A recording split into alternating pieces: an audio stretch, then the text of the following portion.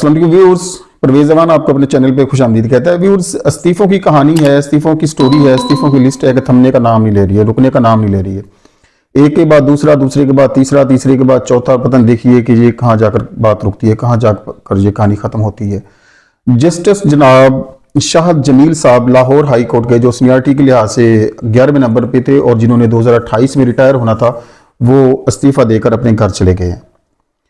इससे पहले जस्टिस जनाब एजाजुल एहसन साहब सुप्रीम कोर्ट से जो सीनियर मोस्ट जज थे और 2024 में जिन्होंने चीफ जस्टिस का ओहदा संभालना था, वो रिटायर हुए और उन्होंने इस्तीफा दिया। रिटायर नहीं हुए, सॉरी, उन्होंने इस्तीफा दिया। और उससे पहले जनाब मज़ाहर नकवी साहब रिटायर हुए। उनकी बात थोड़ी सी समझ में आती है कि उनके खिलाफ रेफरेंस गया था सुप्रीम जुडिशल काउंसिल में और शायद उसकी वजह से, उसके दबाव की वजह से उन्होंने इस्तीफा दे दिया। और मुझे समझते हो कि वो इस्तीफा देकर ज़्यादा बेहतर तरीके से अपने आप को डिफेंड कर सकते हैं और उसके सुप्रीम जुडिशल काउंसिल में उनके खिलाफ जो रेफरेंस है उसको फेस कर सकते हैं। लेकिन जस्टिस जनाब एजाजुल एहसन साहब का इस्तीफा समझ से बालातर है कि उन्होंने क्यों दिया है। और उसके बाद ये जस्टिस जनाब शाहद जमील साहब लाहौर हाई कोर्ट के जस्टिस हैं, इनका इस्तीफा आ गया। तो ये कोई इतनी सादा कहानी मालूम नहीं होती है, इसके पीछे बहुत ज़्यादा आप एक साइकोलॉजिकल बर्डन, एक साइकोलॉजिकल डिप्रेशन को आप समझ सकते हैं, फील कर सकते हैं अगर आप करें तो। अगर अल्लाह पाक ने आपको एक ज़मीर और जिंदा ज़मीर दिया हुआ है तो आप इस उनके पीछे जो प्रेशर इस चीज़ के पीछे है, जो मजबूरियां उनकी हैं, जिस वजह से वो इस्तीफे दे रहे हैं, उन रीजंस को आप अंडरस्टैंड कर सकते हैं अगर कोशिश थोड़ी सी करें। अब जो शाहद जमील साहब का इस्तीफा है, इसने ज़मीरों को झंझोड़ कर रख दिया है। उस तरह से जस्टिस जनाब एजाजुल एहसन साहब का और जनाब मज़ाहर नकवी साहब का इस्तीफा उस तरीके से, उस स्टाइल से नहीं आया है, वो एक सिंपल रेजिग्नेशन है। लेकिन ये जनाब शाहद जमील साहब का जो इस्तीफा है, इसने तो ज़मीर को झंझोड़ के रख दिया है। उन्होंने इसमें इल्लामा इकबाल के कुछ 3 या 4 अशार लिखे हैं अपने इस्तीफे में और सही मानों में इकबाल का जानशीन होने का उन्होंने सबूत दिया है। इकबालियात को, इकबाल की फिलासफी को, इकबाल की सोच को जो समझने वाले लोग हैं, वो इन अशार को पढ़कर यकीन जानिए उनका ज़मीर उनको मलामत कर रहा है, उनका ज़मीर उनको झंझोड़ रहा है कि हम किस किस्म के गंदे परागंदा निज़ाम के अंदर रह रहे हैं और फिर इस निज़ाम में रहते हुए हम सर्वाइव भी कर रहे हैं। हमारा ना तो इस सिस्टम में रहना बनता है, ना इस तरह से सर्वाइव करना बनता है। लेकिन मजबूरी हमारी ये है कि हम जा सकते नहीं और कुछ कर सकते नहीं, सिवाय इसके कि हम जिंदा लाशों की तरह चलते फिरते रहें और ज़िंदगी गुजारते रहें। हम सिर्फ ज़िंदगी गुजार रहे हैं, या यूँ कह लीजिए कि ज़िंदगी हमें गुजार रही है, हम ज़िंदगी नहीं गुजार रहे हैं। उसके अशार में व्यूज़ आपकी नज़र करना चाहूँगा। आज़ाद की एक आन है, महकूम का एक साल, किस दर्जे ग्रां सैर हैं महकूम के औकात।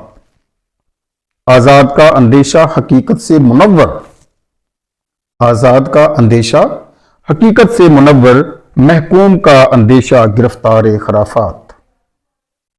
क्या बात है। बहुत, अगर आप कुछ थोड़ी सी भी सेंस है इकबालियात की, थोड़ी सी भी इन नर्म नाजुक और लतीफ़ जज्बात जो आपके अंदर होते हैं उनको मंजूम अंदाज में पेश करना, और जिस खूबसूरत पैराए में इकबाल ने हमें ख्वाब गफलत से हमारे नौजवान को बेदार किया, बेदार करने की कोशिश की, हमारे ज़मीर को झंझोड़ा, और उसी अंदाज के साथ, उसी गर्मी के साथ, उसी जोश के साथ जस्टिस जनाब शाहद जमील साहब ने आज हमारे ज़मीरों को झंझोड़ा है।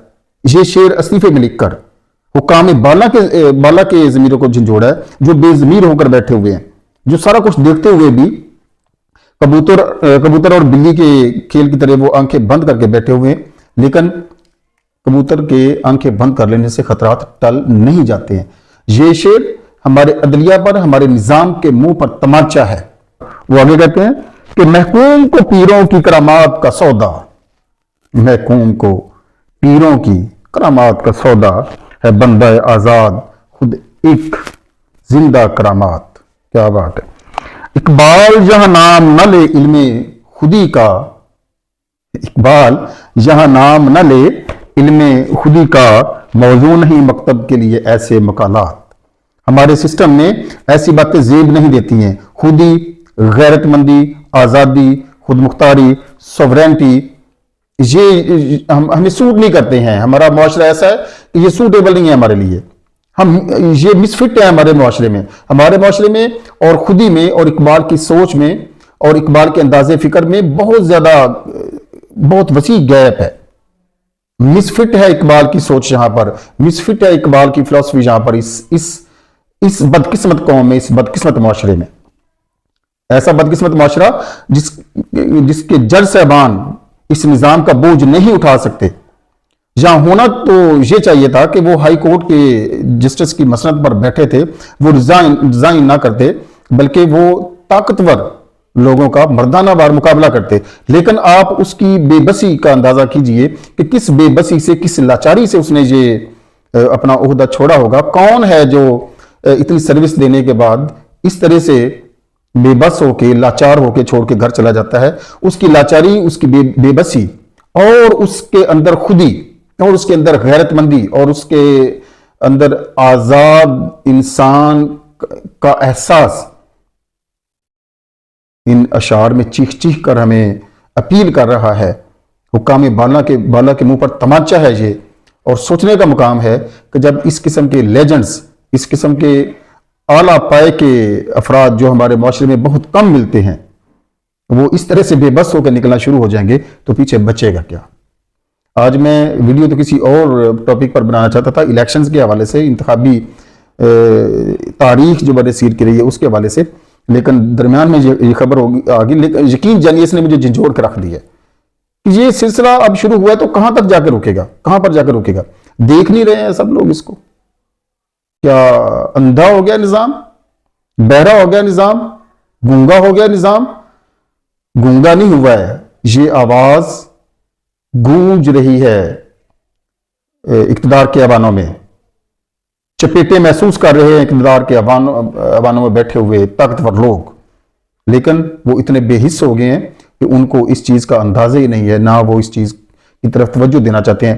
ایک انتقامی کیفیت ہے, اور اس انتقامی کیفیت میں اور باعث میں اتنے اندھے ہو چکے ہیں کہ ان کو کچھ اور نظر نہیں آ رہا ہے. نہ یہ استعفے نظر آ رہے ہیں, نہ یہ وہ آواز سن رہے ہیں, نہ وہ اقبالیات کو جانتے ہیں, نہ وہ غلامی, محکومیت اور آزاد کے تصور سے واقف ہیں. بس وہ واقف ہیں تو اپنی انا, اپنی ضد اور اپنے تعصب سے, اپنے تعصب کے ہاتھوں وہ مجبور ہیں.